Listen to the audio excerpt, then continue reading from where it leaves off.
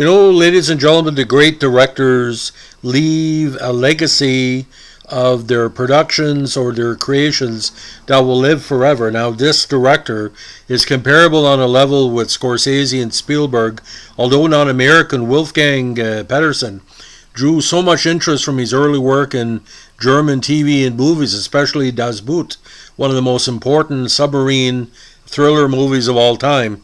He became a household word, even though a lot of people didn't know him before Das Boot, but when that came out.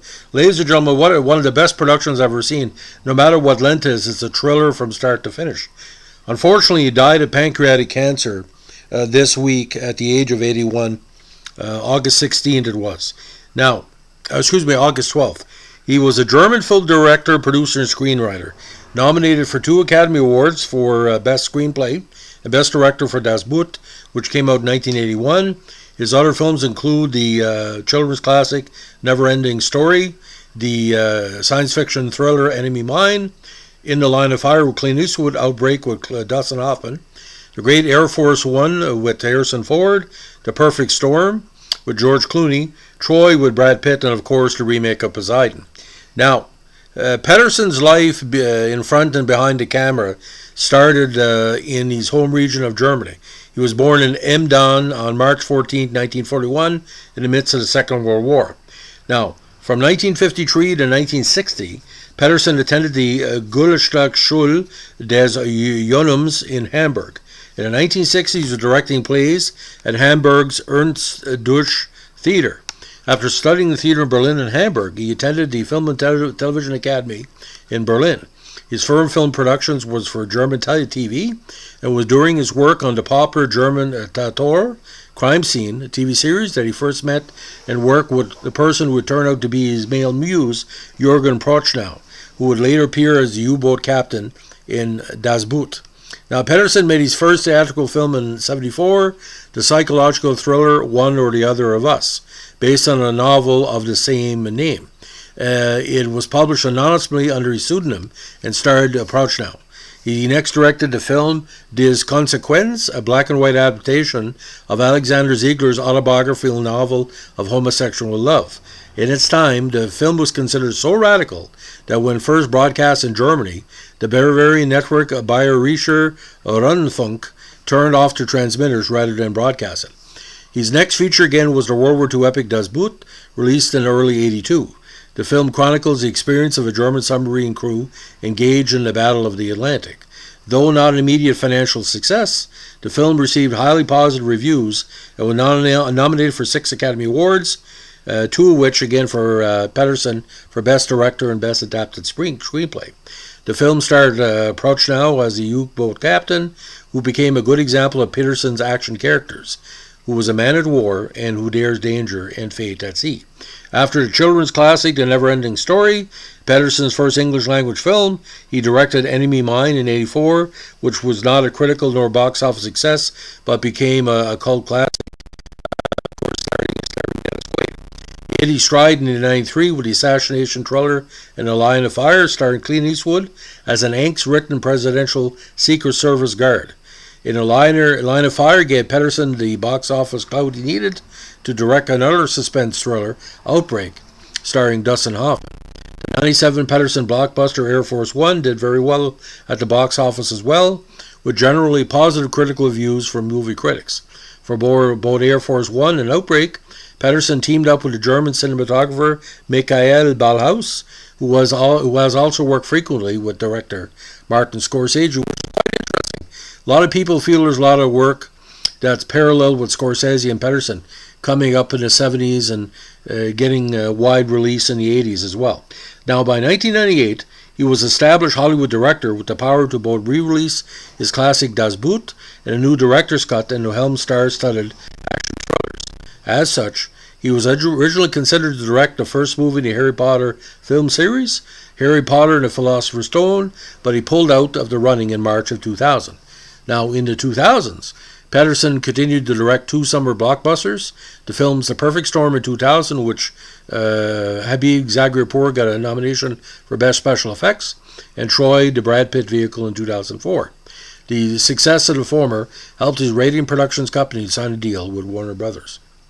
Now, his $160 million epic film Poseidon, a retelling of the '69 Paul Glico novel The Poseidon Adventure, which was previously adapted for the '72 disaster film of the same name, was released by Warner Brothers in May 2006. The film, although performing poorly in the U.S., only cracking $60 million domestic box office, had international sales surpassing $120 million.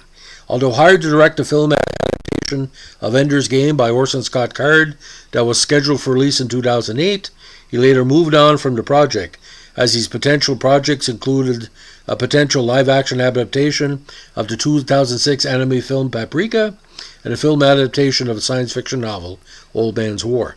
Now, after 10 years away from the screen, he returned in 2006 as director of the heist comedy Verjaden die Bank, his first German-language film since Das Boot in '81.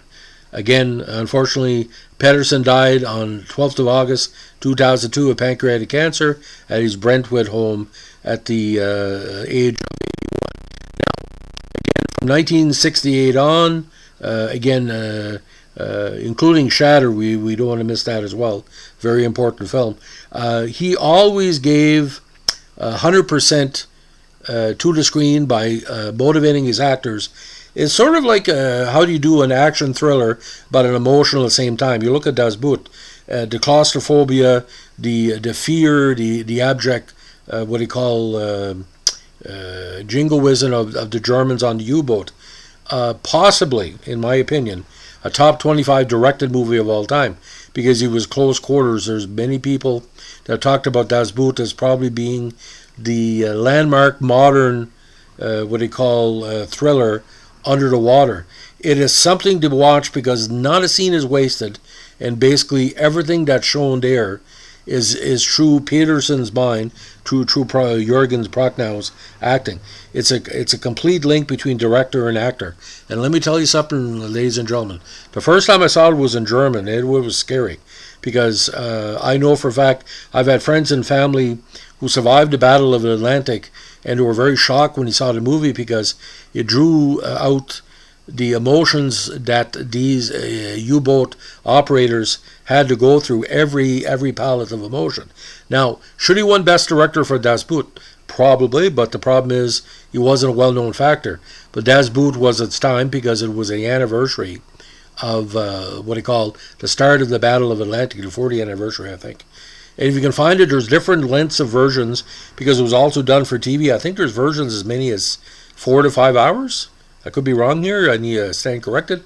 But I think the longest one is, I think, around 3:15 to 3:30. Last I checked, because there was a lot on the cutting room floor. And it was cut. There was some argument because it appeared on TV, or was to appear on TV.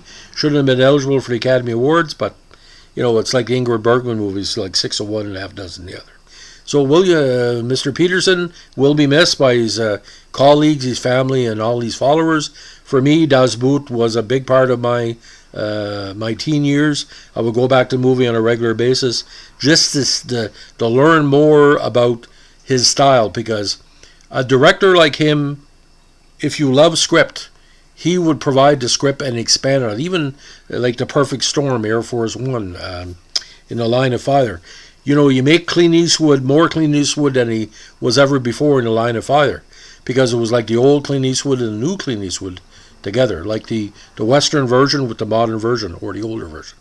Anyway, ladies and gentlemen, if you like what we're doing here, give us a like, comment, and subscribe. And don't forget, movies are what binds us, and what he did for war movies, and he's basically humanized the U-boat operators. It was quite a feat, because the Germans were so hated, especially the U-boats, because you know how many ships he sank through the years.